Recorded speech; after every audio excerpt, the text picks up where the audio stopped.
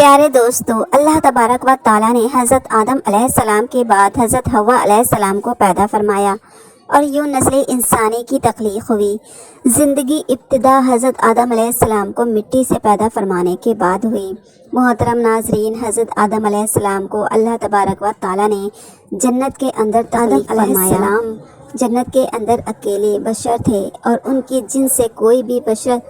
موجود نہ تھا کہ جس کے ذریعے سے حضرت آدم علیہ السلام، چنانچہ آپ اپنے دل کے اندر سوچا کرتے تھے کہ کاش میرا بھی کوئی ہم جنس بشر ہوتا تاکہ میں بھی اس سے انسیت حاصل کرتا، اور اللہ تبارک و تعالیٰ خوب جانتا تھا جو کہ حضرت آدم علیہ السلام کے دل کے اندر چل رہا تھا۔ جبکہ حضرت آدم علیہ السلام سو رہے تھے تو ان کے جسم سے حضرت حوا علیہ السلام کو بائیں پسلی سے پیدا فرمایا تاکہ آپ حضرت حوا علیہ السلام سے انسیت حاصل کر سکے۔ چنانچہ جب حضرت آدم علیہ السلام بیدار ہوئے تو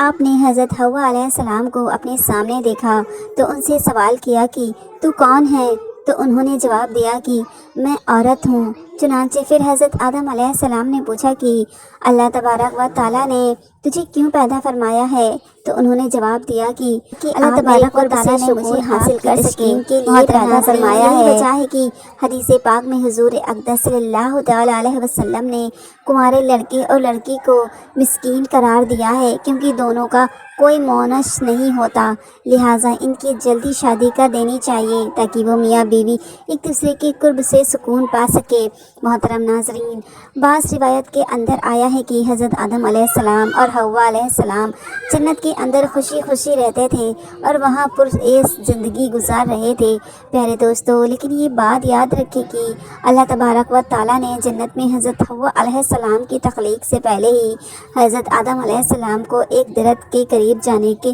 اور پھل کھانے سے منع فرما دیا تھا، جبکہ بعض روایات کے اندر اس واقعے کو اس طرح سے ذکر کیا گیا ہے کہ حضرت آدم علیہ السلام جنت کے اندر رہتے تھے، نہیں تھا ان کا کوئی آپ جنس بشریہ سے اکیلے انسان موجود تھے۔ چنانچہ آپ کے دل کے اندر یہ چاہت تھی کہ کاش میری جن سے کوئی اور بھی ہوتا کہ جس کے قرب سے میں تسکین حاصل کرتا۔ تو اللہ تبارک و تعالیٰ نے حضرت آدم علیہ السلام پر نیند کا غلبہ فرمایا۔ محترم ناظرین، یہ بات یاد رکھے کہ یہ پہلی نیند تھی جو کہ بنی آدم پر طاری ہوئی۔ چنانچہ اسی نیند کے اندر اللہ تبارک و تعالیٰ نے حضرت حوا علیہ السلام کو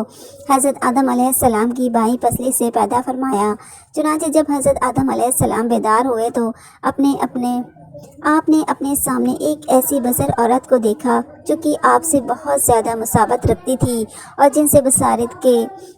بصاریت کے اندر بہت زیادہ حسین و جمیل تھی۔ چنانچہ حضرت آدم علیہ السلام نے جیسے ہی حضرت حوا علیہ السلام کو دیکھا تو آپ سب کچھ جان گئے کہ یہ کیوں اور کس وجہ سے پیدا ہوئی ہے اور ان کا نام کیا ہے، کیونکہ اللہ تبارک و تعالیٰ نے آپ کو پہلے ہی تمام چیزوں کا علم سکھا دیا تھا۔ چنانچہ پھر اس کے بعد فرشتے حضرت آدم علیہ السلام کے علم کا امتحان لینے کے لیے ان کے پاس آئے اور حضرت آدم علیہ السلام کو سلام کیا، اور حضرت آدم علیہ السلام کو سلام کرنے کے بعد فرشتوں نے حضرت آدم علیہ السلام سے پوچھا کہ یہ سامنے تمہارے جو مخلوق موجود ہے یہ کیا چیز ہے؟ تو حضرت آدم علیہ السلام نے ارشاد فرمایا کہ یہ عورت ہے۔ چنانچہ پھر ان فرشتوں نے دوسرا سوال یہ کیا کہ اس عورت کا نام کیا ہے؟ تو حضرت آدم علیہ السلام نے فرمایا کہ اس کا نام حوا ہے، جس پر فرشتوں نے پھر سوال کیا کہ ان کا نام حوا کیوں رکھا گیا ہے؟ چنانچہ حضرت آدم علیہ السلام نے جواب دیا کیونکہ ان کو حی یعنی ایک زندہ انسان سے پیدا کیا گیا ہے، اسی وجہ سے ان کا نام حوا علیہ السلام رکھا گیا ہے۔ پیارے دوستو، حضرت ابراہیم رحمۃ اللہ علیہ تعالیٰ روایت کرتے ہیں کہ جب اللہ تبارک و تعالیٰ نے حضرت آدم علیہ السلام کو پیدا فرمایا تو اللہ تبارک و تعالیٰ نے حضرت آدم علیہ السلام کی طرف ایک فرشتے کو بھیجا اور حضرت آدم علیہ السلام کو جمع یعنی ہم بستری کرنے کا حکم دیا، تو انہوں نے حضرت حوا علیہ السلام سے ہم بستری کی۔ چنانچہ جب حضرت آدم علیہ السلام جمع سے فارغ ہوئے تو حضرت حوا علیہ السلام نے کہا، اے آدم علیہ السلام، یہ تو بہت اچھی چیز ہے، اس کو میرے ساتھ اور زیادہ کرو۔ پیارے دوستوں، لیکن اس روایت کی صحت پر ہم اطلاع نہیں پا سکے، یہ روایت درست بھی ہے یا پھر نہیں۔ اور بعض روایات کے اندر اس واقعے کو کچھ اس طرح سے بیان کیا گیا ہے کہ جب اللہ تبارک و تعالیٰ نے حضرت آدم علیہ السلام اور حضرت حوا علیہ السلام کو شجر ممنوعہ کا پھل کھانے کی وجہ سے زمین پر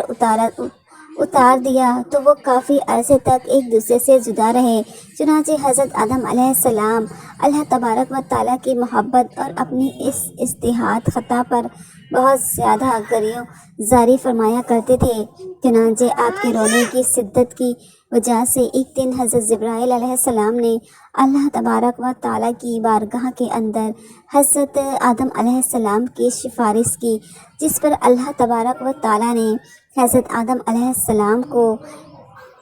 کے دل کے اندر توبہ کرنے کے طریقے کا ایک فرمایا کہ میرے پیارے حبیب حضور اکرم صلی اللہ علیہ وسلم کے وسیلے سے میری بارگاہ کے اندر توبہ کرو تو میں تمہاری توبہ کو قبول کر لوں گا۔ چنانچہ پھر اسی طرح سے حضرت آدم علیہ السلام نے اللہ تبارک و تعالیٰ کی بارگاہ کے اندر توبہ کی تو اللہ تبارک و تعالیٰ نے ان کی توبہ کو قبول کرتے ہوئے حضرت جبرائیل علیہ السلام کو خوشخبری سنانے کے لیے بھیجا۔ چنانچہ حضرت جبرائیل علیہ السلام اور حضرت آدم علیہ السلام کے پاس گئے اور ان کی توبہ کی مقبولیت جنت سے آیا تھا۔ اس کے بعد حضرت جبرائیل علیہ السلام نے حضرت آدم علیہ السلام اور حضرت حوا علیہ السلام کی میدان عرفات کے اندر دونوں مکرمہ شریف آئی اور وہاں پر کعبۃ اللہ شریف کی اور دنیا کے حضرت آدم علیہ السلام سے دونوں کے اندر کافی تبدیلیاں آ چکی تھی، اس وجہ سے دونوں ایک دوسرے کو نہ پہچان سکے، جس پر حضرت جبرائیل علیہ السلام نے تعارف کا کام کروایا اور دونوں کا ایک دوسرے سے تعارف کروا دیا۔ محترم ناظرین، اس کے بعد حضرت آدم علیہ السلام اور حضرت حوا علیہ السلام اکٹھے رہنے لگے، لیکن چونکہ حضرت آدم علیہ السلام کو جنت کے اندر حضرت حوا علیہ السلام سے قربت کرنے سے منع کر دیا گیا تھا تو اور نہ ہی کسی قسم کی توالو و تناسل کا سلسلہ شروع ہوا تھا، اس لیے حضرت آدم علیہ السلام اور حضرت حوا علیہ السلام علیحدہ علیحدہ سویا کرتے تھے۔ چنانچہ ایک مرتبہ اللہ تبارک و تعالیٰ نے حضرت جبرائیل علیہ السلام کو حکم دیا کہ جاؤ اور حضرت آدم علیہ السلام کو حکم دو کہ وہ حضرت حوا علیہ السلام سے جمع کرے اور ان کو آداب مباشرت بھی سکھاؤ۔